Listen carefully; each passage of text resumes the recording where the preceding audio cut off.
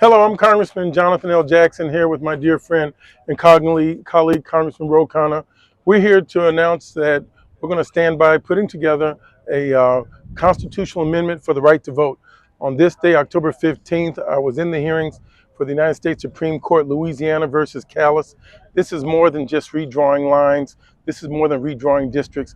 This is about who has the right to have their voices counted. This is about majority-minority districts. This is about if you will, the repair of past grievances with the United States government on issues of healing and moving the nation forward to maximize voter participation. So that case was heard today. It was the second time it was called up in this year. If it goes against us, if the plaintiffs win in this case, you can see massive redistricting taking place across the entire United States. These 9 unelected persons that have lifetime appointments will be able to determine all of redistricting across the state of America.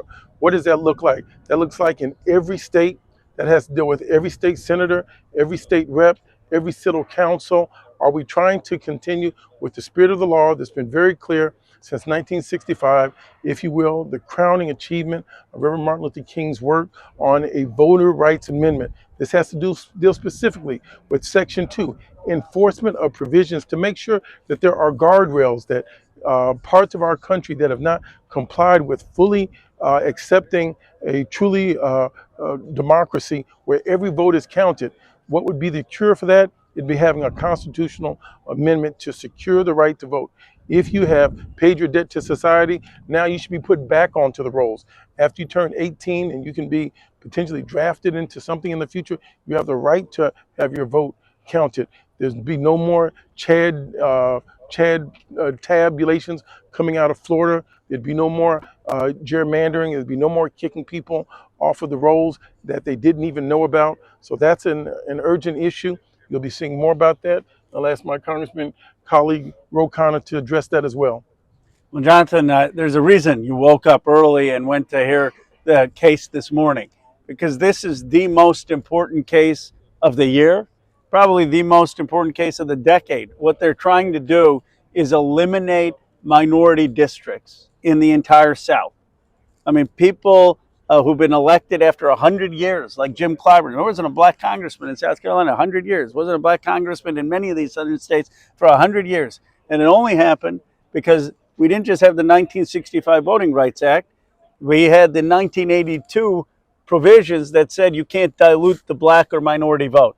Until there, even after the 65 Voting Rights Act, 1970s census, they had redistricting, not a single black member got elected. 1980s census, redistricting, not a single black member got elected. It's only the 82 provisions that said you can't dilute the vote that we finally started to see black, Latino members from the South, Southwest get elected.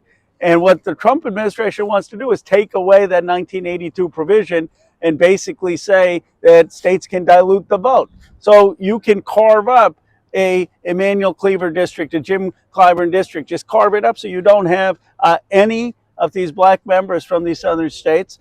You don't have any Democrats in these states. I mean, you could basically rig this thing 10, 15 seats, and you're moving to an America before 1965. Now, you've shown leadership on this from the day you got to Congress. You've educated me about this issue, and you're going to introduce an amendment to the Constitution to guarantee the right to vote. And people say, well, isn't that the 15th Amendment? No, the 15th Amendment says states can't infringe the right to vote. But there's never been an amendment that says the federal government needs to guarantee the right to vote. No vote dilution, no kicking people off the rolls, making sure people, after they've done their time, get their voting rights. This would be historic. You're showing the leadership of all 435 congresspeople in leading this. I think every Democrat should get on this amendment. And you know, because the Supreme Court even listened to this case today, Louisiana versus Callis, it was first picked up in March. They didn't decide on it at the last hearing. Now, at the beginning of this session, they've taken it up. We should be hearing about a ruling as early as November, as late as December. What's been the consequence? The Trump administration that says, give me 5 seats in Texas. That's a consequence because they know the Section 2 is not under vigorous enforcement. That set off California saying that we want some more seats. The Democrats can't play fighting fire with fire. That's going to leave nothing but ashes. We have to make sure that every vote is counted. That's the way we build the country, heal the country, and make it go forward. Now, Kansas says that they're going to do redistricting. Missouri has said they're going to do redistricting. Indiana's doing redistricting. Louisiana has started redistricting. Ohio has started redistricting. North Carolina, and now on to Florida. Illinois is looking at it. This is going to make a shambles out of the whole country. So this sits right now in the hands of 9 unelected officials that have lifetime appointments. This really started off for this generation with Congressman Cleo Fields from Baton Rouge, Louisiana. Congressman Cleo Fields is a personal friend of mine, and Congressman Ro Khanna. 30 years ago, when he first got to the United States Congress, he had to go back to the United States Supreme Court when he got the second of 7 seats. These 2 seats targeted having maximum representation for African Americans. Ku Klux Klansman David Dukes challenged him, took the case all the way to the United States Supreme Court less than 30 years ago. That rewrote the lines in Louisiana where there was only 1 out of a state that's almost 40% African American in participation. He since ran again and he won that seat again. Now Louisiana is back at it again. They're suing it again. We're asking for the Speaker of the House, Speaker Mike Johnson. We're asking for the Majority Whip, Mr. Scalise, to please come in, help. Let's keep America strong. Let's make it better. Let's continue to fight to make this more participatory. Let's move forward, not backwards. And so I'm so honored to be a part of this effort. We need to ensure that democracy stays strong at home.